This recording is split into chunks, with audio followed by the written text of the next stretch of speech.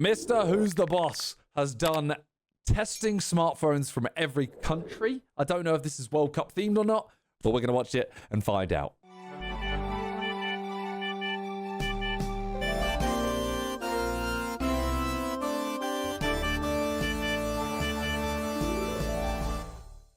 Here we go. 16 latest smartphones. The latest smartphones from all around the world, including countries that I had no idea even made phones. And each device will represent its home country. So all 16 will be battling it out in a proper knockout bracket tournament to determine the true winner of the smartphone World Cup. So let's kick things off with our Who do I want to win? Who do I want to win? Who do I want to win? Oh, England. Opening match. Korea, represented by Samsung's Galaxy S26 Ultra. I don't think we do win, though. Up against Japan, who's responsible for the brand new, pretty controversial Sony Xperia 1. Controversial? Mark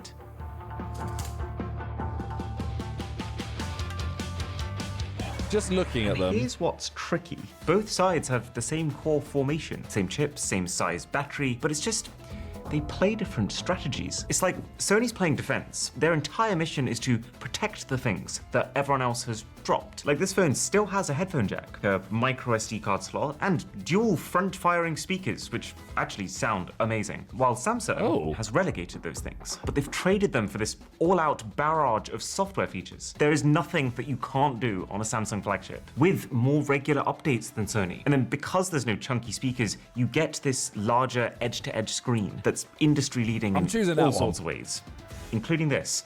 And so, what I'd say breaks the deadlock here is the cameras. While the Sony is capable, as you might have seen with some recent controversies on X, it's also less dependable than Samsung's camera. I think the reliability of Samsung... I'm choosing the Ultra. You're choosing the Ultra all day. You kind of have to. But it does look... I don't know. Hey, Welsh Dragon, leave it 8 months. Would I ever buy a Samsung? I'm just too, like, yes, but I'm just too locked in to Apple. I don't know.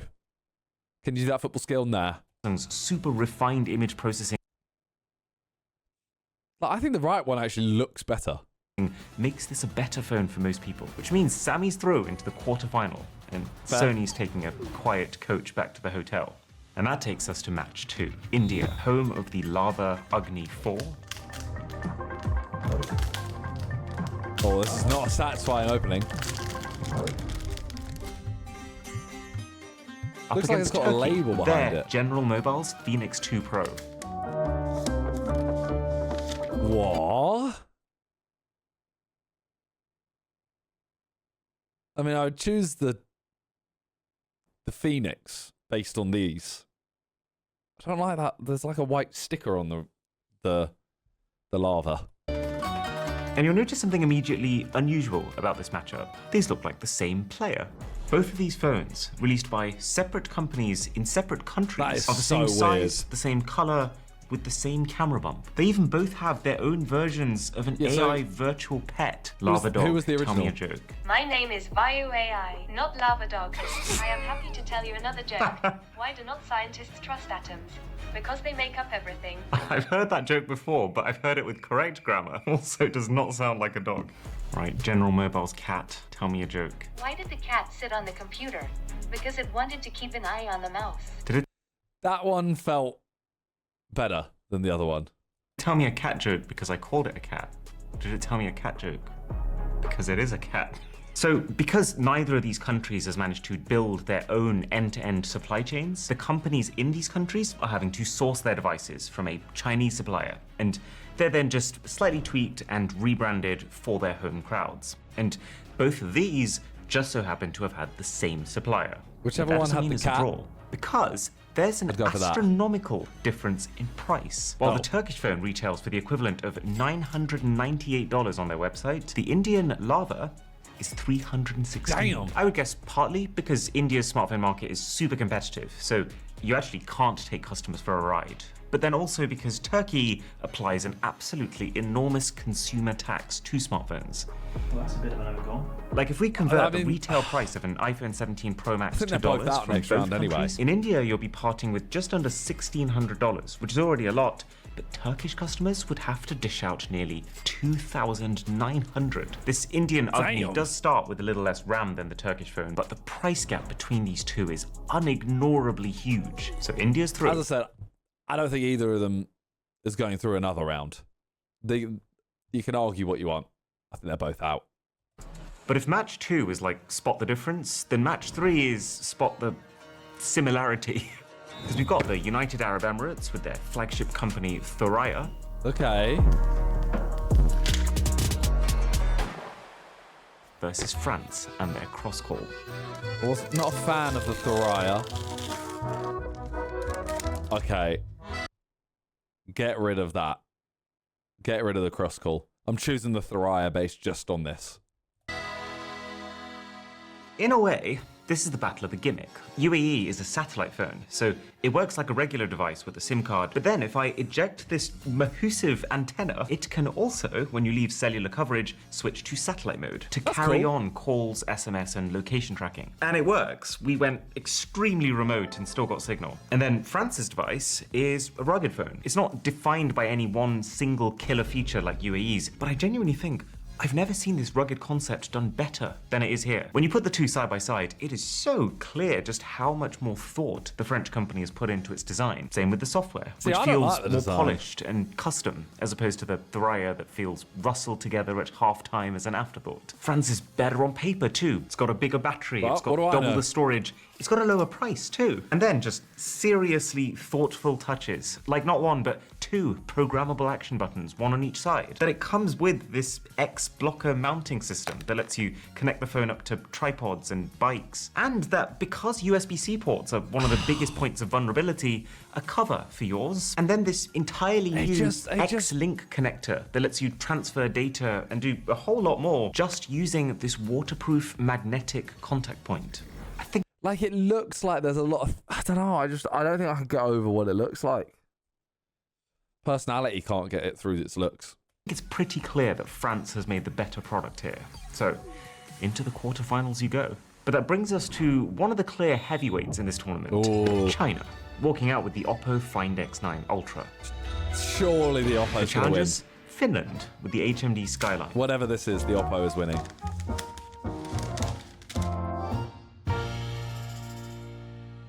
Now, to put some respect on the HMD name, the Skyline... It's like curved, but still has the sharp edge. Like, you can almost see like an iPhone in it. It's got some genuine consumer-friendly perks. There's a micro SD card slot, and the back cover pops off, so you can swap out the battery or even the screen by just unscrewing them. And obviously, it's far more affordable than this Oppo. This is a $400 mid-ranger versus a $1,200 flagship. But even factoring in the price, the Skyline really is like bringing a plastic spoon to a gunfight. Even when compared to other phones at its own price, it's just lacking. The camera does not feel good enough for $400.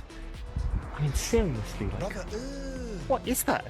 The battery life and the chipset are disappointing, and it's all crammed into a package that's the worst of both worlds. Rounded corners on the screen, but sharp jutting corners on the body. Meanwhile, this Oppo is very much at the bleeding edge of its price category, with not one but two 200 megapixel cameras, one of the biggest batteries that you can get on a phone at 7,050 milliamp hours, and the fastest chip too. This thing ain't just a striker, it's the entire front three, which makes it incredibly tough competition to come up against in HMD's first round, but all's fair in love and ball.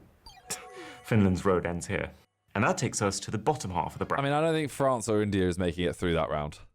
With two almost polar opposite devices. Germany's Voller Quintus, a privacy-focused phone for people who want to disconnect Emma, from been Google 2 months. and everything else.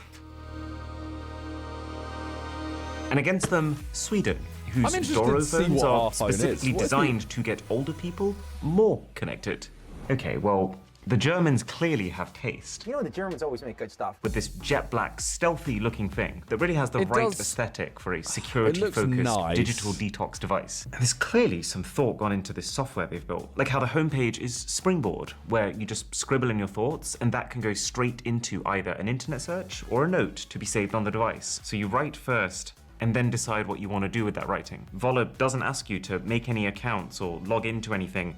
And the absolutely insane thing is that while this is currently running Android with a skin, it can also just dual boot into an entirely Google-free Ubuntu operating system, which makes this Doro I don't like that. pretty lame by comparison. Obviously, it's not trying to be as cool. It's for your granddad. No, But granddads one on can the still right, horror. appreciate a bit of intentional software design. Everything about this just feels so budget. How they've given you a physical home button, but still left the I'm a boomer, but low-key, like an actual button, kind of like it. digital 1-on-2. How laggy and slow this software is. How they've not even properly programmed it to be aware of its own screen corner radius. So part of your battery percentage and notifications are sometimes just cut off. Yeah, Credit get where rid of due, that. this alert button is a genuinely good idea to be able to get help when needed, even if Grandad will probably spend half his time trying to take a photo with it. But overall, it's a win to Horror. Germany and an L for our elders. I hear this next country is hosting some other type of World Cup this year. Can't remember what it's for. It's Mexico and their Lanix Alpha 6. That looks nice. Up against the Netherlands with the Fairphone Gen 6.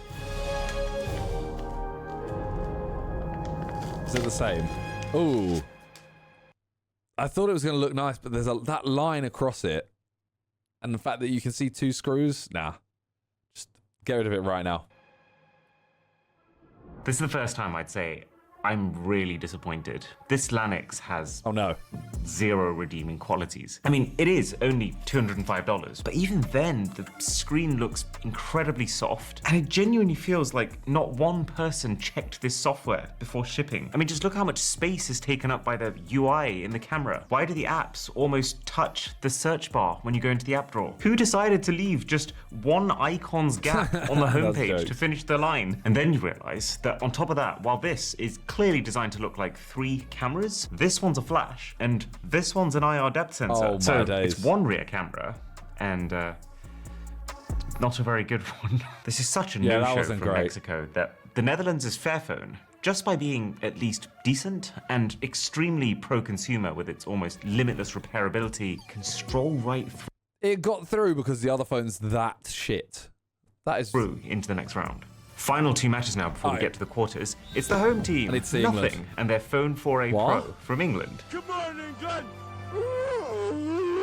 Against Taiwan, makers of What? the Asus Zenfone What 12 do we... Ultra. That's not... Where's our phone? Nothing.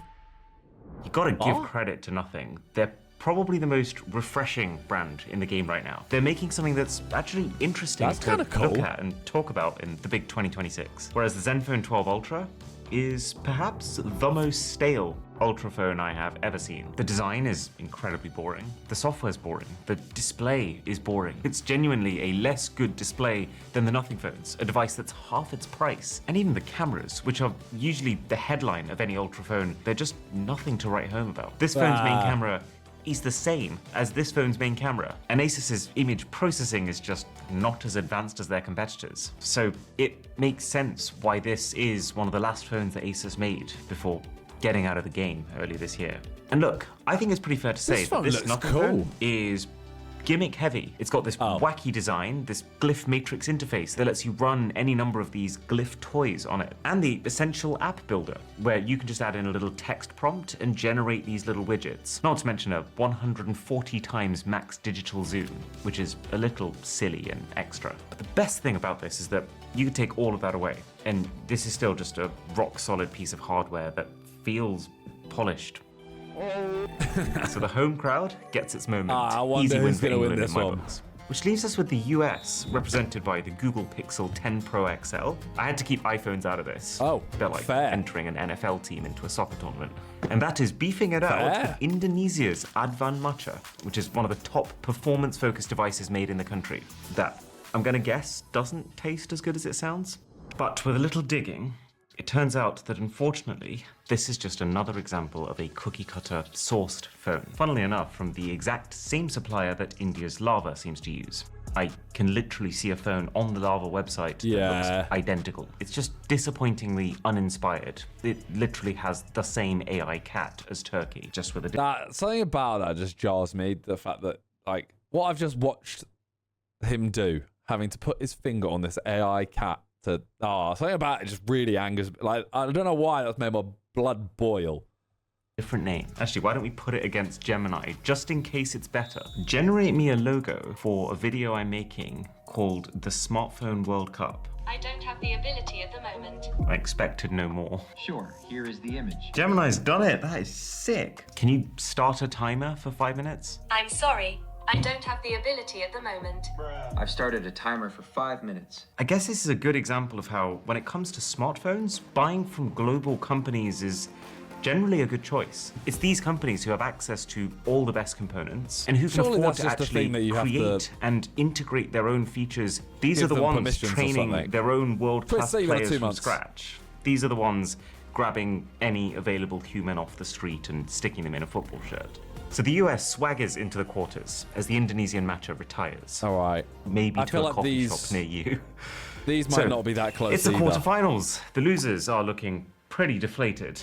Tough day for you guys. How you feeling? Well, you know, at the end of the day, it's a game of two halves. At the end of the day, you got to put in 110% at the end of the day. Yeah, I'm sorry about that. And for the winners, the stakes Should are ask getting the ever higher. cat. Because now it's Korea versus India.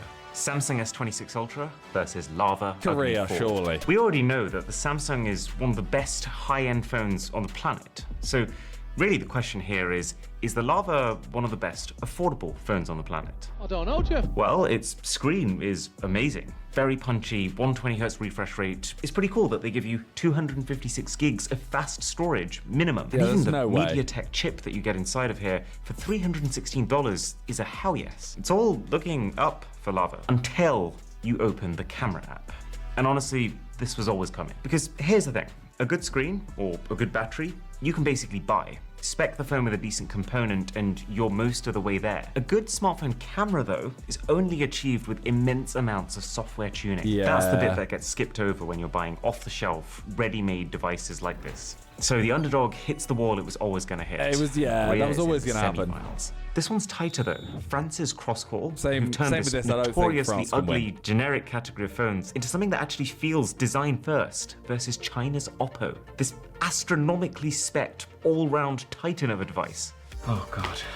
I actually think this French brand is incredible. This entire loves it. ecosystem they've created is so polished. Did They've you got think their it own was power 46 banks, their own months? charging docks, their own walkie-talkies, and even this power station designed to charge 10 cross-call phones at once. And it all takes advantage of this ultra-durable, MagSafe-esque connector they've made that actually has the speed of a wired connection. Just playing around with the 3D models they have on their site too, it makes it very clear that this is a brand that just gets it. And so it kills me to say that even with that, It could never win that. still doesn't beat the Oppo. France has built the perfect answer to a question that not many people asked. Really, this is for tradespeople, tree climbers, This the debate person who throws will the wrong thing in. actually end up dropping their phone in a lake. Whereas the Oppo is something that you could hand to almost anyone. That's a perfect,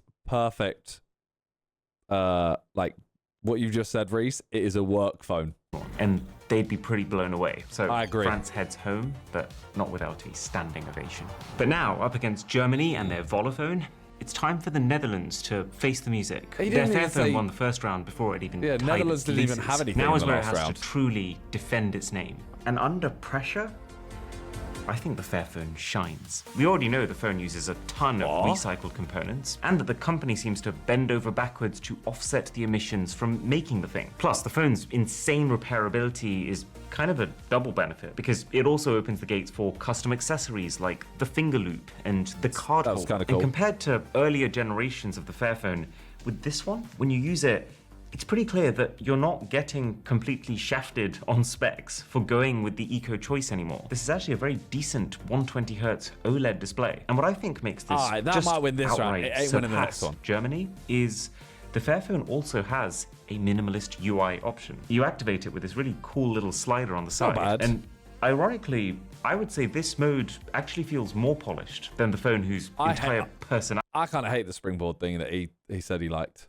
Just, I don't know. I don't want to is just type based on this something. concept. I do really like the idea of this German stealth machine, of being completely off the grid, especially because I've got springboard Surfshark I kinda VPN, our hate. sponsor, running on it, which means even if I do decide to springboard onto the internet, my identity stays masked. The issue is, while this was definitely more polished than the grandpa phone, it does have some rougher edges. Like, the camera app looks like it was built by a vibe coder in one prompt, and I think it's pretty ironic for a phone claiming to have removed Google that they couldn't even manage to remove this butterfly wallpaper every time you swipe to go home. So Fairphone's gonna take the W. Yeah, 'Cause that's fair. I could also just get Surfshark on this too, and it'll build me an entirely it literally- anonymous it online made it identity. through the first round name, just 'cause the other email, one was phone so- number, it had a buy. and more. It And if you go literally to had a buy in the first round. surfshark.com/boss and use the code BOSS, you'll get a massive 4 additional months on top of a 2-year subscription to cover your whole family and maybe your country too. In the match of England's Nothing Phone 4a Pro against the US's Google Pixel, though,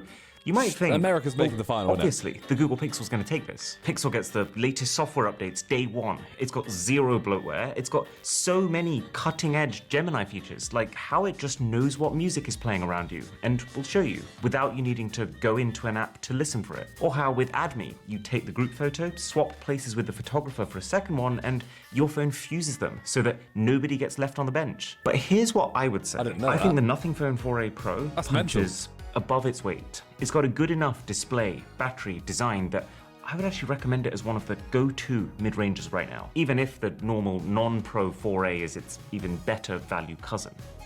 Pixel, though, doesn't punch above its weight. In fact, anytime I want to recommend this to someone, unlike the Nothing Phone 4A, I always have to caveat the Pixel a little. I have to tell people, Oh. yes, the software experience is world-class, but it's dramatically less powerful and less suited for gaming than its peers, and its battery doesn't last as long. So when you're factoring in value, I think Nothing Didn't expect it. I thought it was a done deal. I thought the favourites were winning that. The underdogs, England. We've made it into the semis. knocks out the US, booking England's place in the semis. I'm Can't not believe it. biased. Last swear. minute winner. But it's time for those semis. It's like I've been Canada all dreading over this again. one. Korea versus China. It's Galaxy coming on. S26 Reaper, Ultra leave it a prime. versus Oppo Find X9 Ultra. 2 heavyweights that you'd expect to go all the way. Because in Korea's corner, you've got Samsung's amazing One UI software, which I would actually rank higher than Oppo's Color OS. Not to mention how valuable it is to have a phone mainstream enough that accessories are actually made for it, and one with a robust ecosystem of watches and earbuds surrounding it. And of course, the S Pen. No other company supplies a stylus of this quality that just works in the most mindless way possible. It's just, Fair. how does that weigh up against Oppo, who I'd say has fewer of Samsung's comforts, but then 2 I don't- absolutely staggering standouts? A battery that lasts like 4 hours longer, and a camera that's just 0 contest better. It's good enough that we're shooting this shot with the phone. And That is you know, clean. if used right, it could very easily replace our mirrorless camera here. How does one decide this? Okay. I'm going to say the Oppo takes it. It feels like the more ambitious phone. Samsung started to Damn. feel very iterative over the last few years. Almost like they're coasting on reputation instead of pushing for the win. So I didn't think that was going to win. Okay.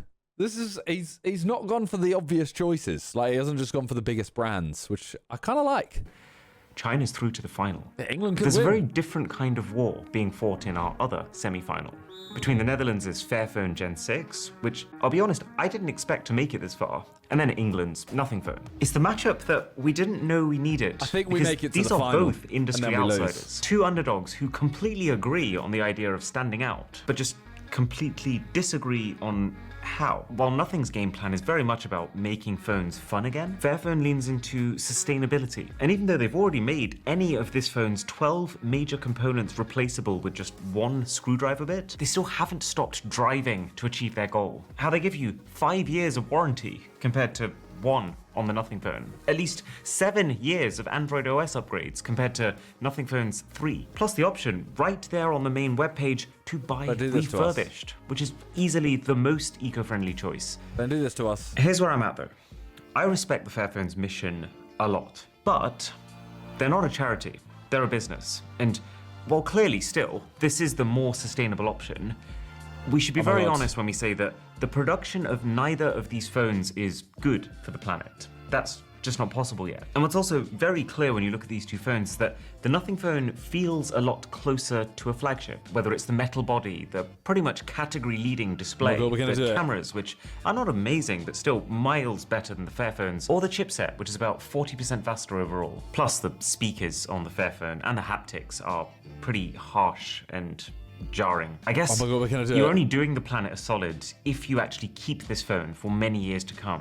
And I just think that a lot of people would struggle to do that, given that it already feels, while better than previous Fairphones, still somewhat dated. Me personally, I would rather buy something like this, use it for 3 to 4 years and really enjoy that time, and then hand it down to a cousin who's not as fussy as I am, which makes the Nothing phone a second finalist. So, after all the trials and tribulations, just 2 countries remain.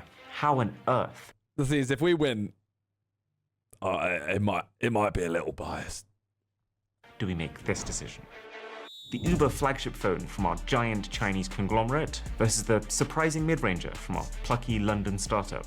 And what makes this final so brutal is these are not just both fantastic phones, but they're also both companies that are improving the entire smartphone industry in their own ways. I feel like Oppo are quietly becoming the most viable alternative to a Samsung or I Google feel Pixel. like- They're making themselves more available around the world and Jesus. just trying harder to cram as much bleeding edge feel tech like in as Oppo have to possible. win It's this. phones like this that are holding other flagships accountable. And for nothing, they don't have the scale to undertake R&D on the level that Oppo does. But just through having this clear, unique vision, they've still found ways to bring value. This company's championed the idea of being able to disconnect from your tech. They've created a whole lot of competitive pressure that's forced others to keep their prices down. And if nothing else, they've just created a fun, edgy alternative for people who want something a bit different. So here's what I think clinches this. I think we Nothing's lose. superpower is taking We great lose tech and making it 3-1. affordable and stylish. But Oppo is pushing the entire frontier forward. They're one of the few who are actually taking the big swings. And That's mental. by doing so, shaping the future of smartphone tech, which I think gives Oppo the edge and makes China world We champions didn't deserve the win. 2026.